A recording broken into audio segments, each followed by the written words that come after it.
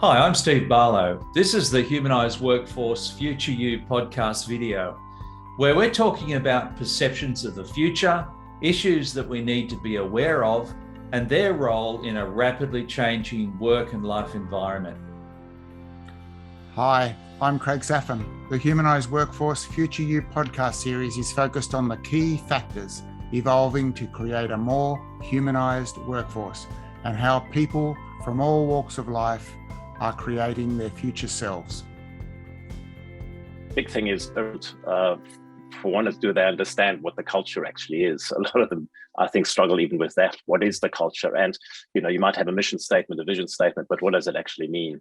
And kind of helping CEOs and executive teams to understand that the way they behave is part of the culture.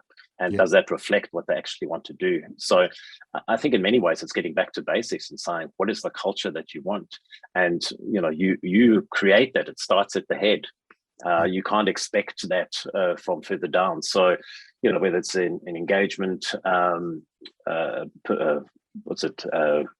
assessment, or whatever those kind of things are, whatever those kind of reflect on, it actually is the responsibility of the executive team to look at that. And I think many of them actually need help with that, because it is the softer side. It's the more human side, which many CEOs are not skilled in. And they might have a good HR person, but it actually lands up with the CEO. And so it's coming alongside the CEO with the executive team and saying, well, what is it that you want and what do you need to do to make that to happen? Right.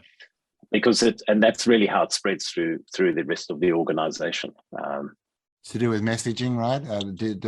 Do many leaders need help with that messaging and getting their message down into the other layers of the organization? I think it is messaging, but you know what? I actually think it's behavior.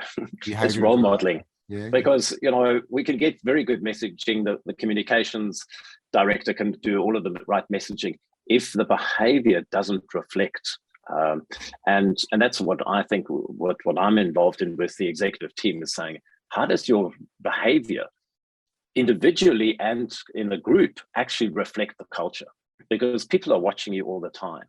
And through Zoom now, but going back to face, it's a whole different ballgame. And so it's one thing to say something, it's another thing to actually do it and treat it differently. So, I have an open door policy, but I'm never around. I'm always in meetings.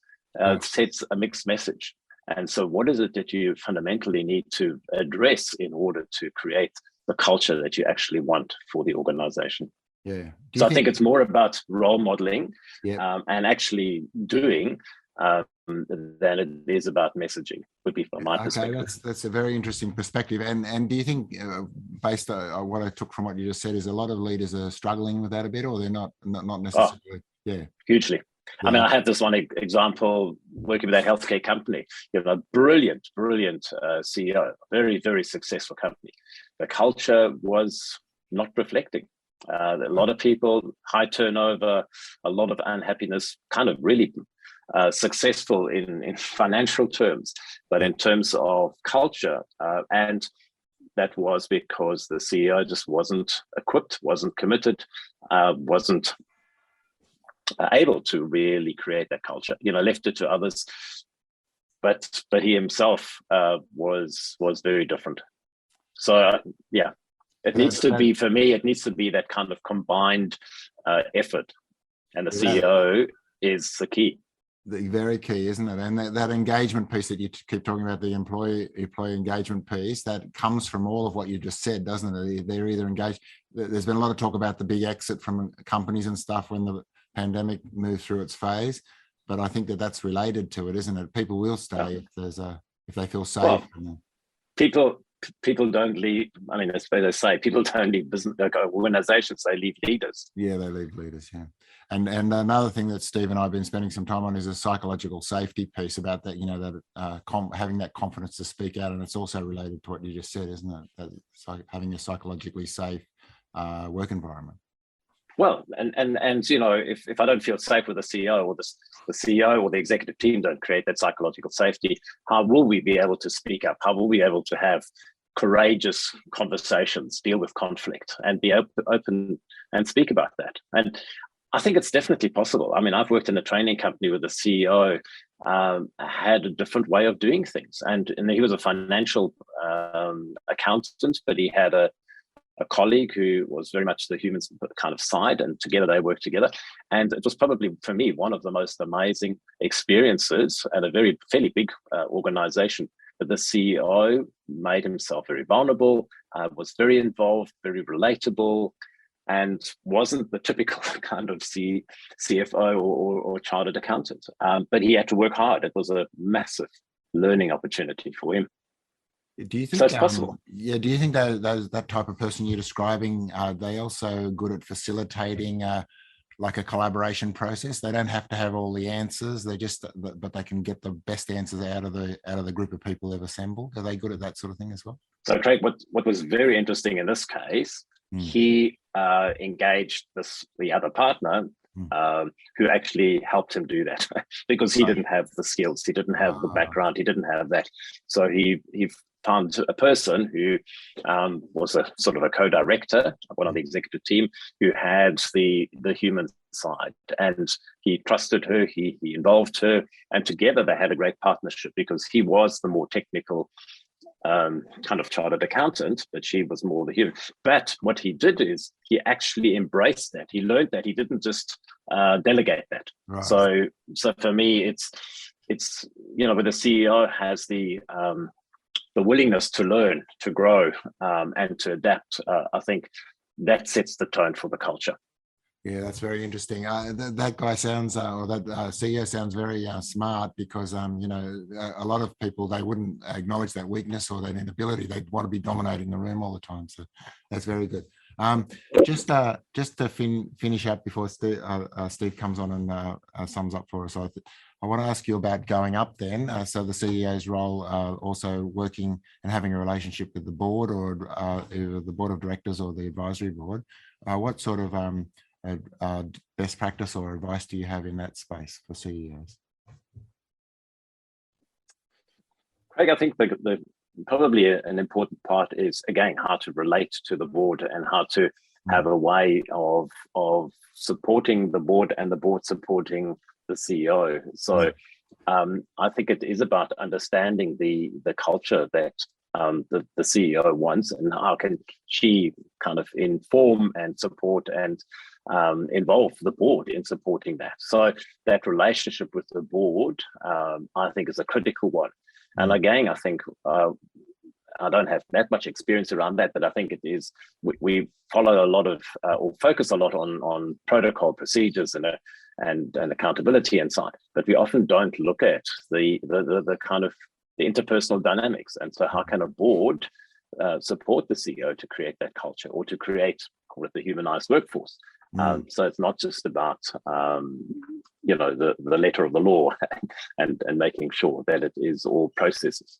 So it's a very difficult one, because again, the board has got its responsibilities, but for the board to actually have a more human focus and the significance that they can play in helping create the appropriate culture for the organization, I think is often undervalued, because they're distracted. They've got a lot of priorities and agendas to focus on.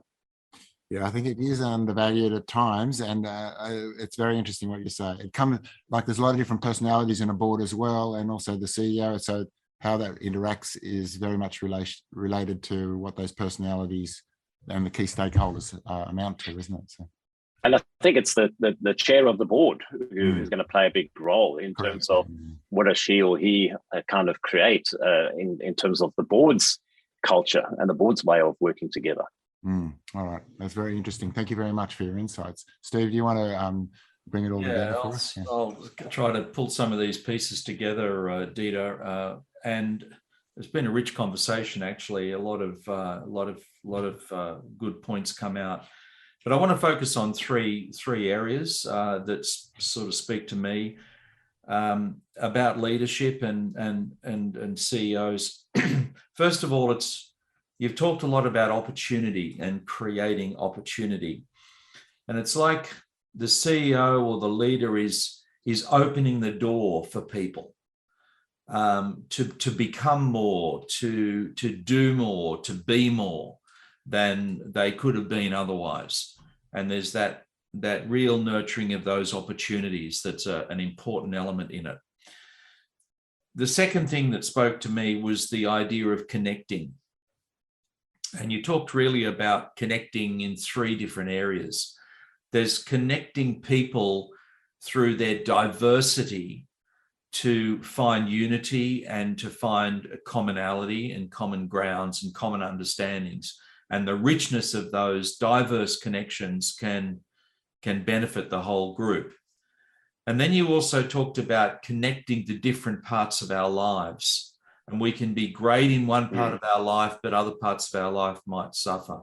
So it's about being vulnerable, recognizing that we are a whole person and that we've got lots of connections to other parts of our lives and to other people's lives.